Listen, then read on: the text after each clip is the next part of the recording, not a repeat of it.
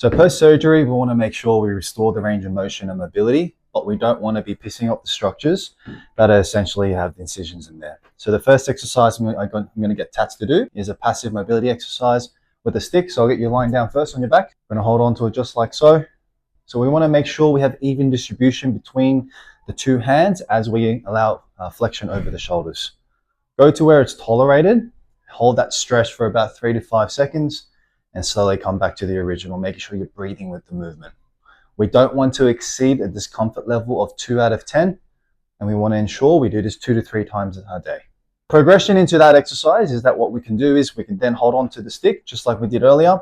Then we're going to have some gravity pushing down as Tats does the same movement to allow a little bit more active resisted movement there as he goes into that range again. We want to ensure we don't push too hard as we don't want the scars to be stretched too much, as this will inhibit healing processes. The third exercise you can do with the stick is we want to be able to passively open up external rotation, as this will allow for a bit more of a deeper stretch on the anterior capsule.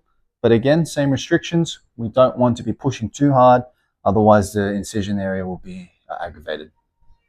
3 times a day, 10 repetitions. And we want to make sure we push through this hand to as tolerated, so that we're able to get that range. Finally, what we want to do is passive shoulder extension or active assisted with the broomstick. The reason for this exercise is because we will lose a bit of this extension as a result of the incision of the chest and the lats. So what Tats needs to do is stay upright, pull his arms back as far as he can go without creating any tension or aggravation at the incision site.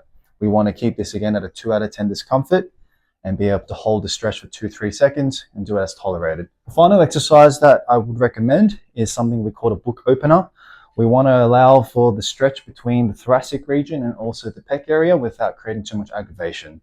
So what I'm going to do is get Tats to put his hand on his belly and just gently rotate his torso and his head as tolerated, and feel a nice stretch at the front, but also on the back here where the thoracic region is. I want you to breathe in and out as you rotate. 10 repetitions, 2-second holds, 2-3 times a day.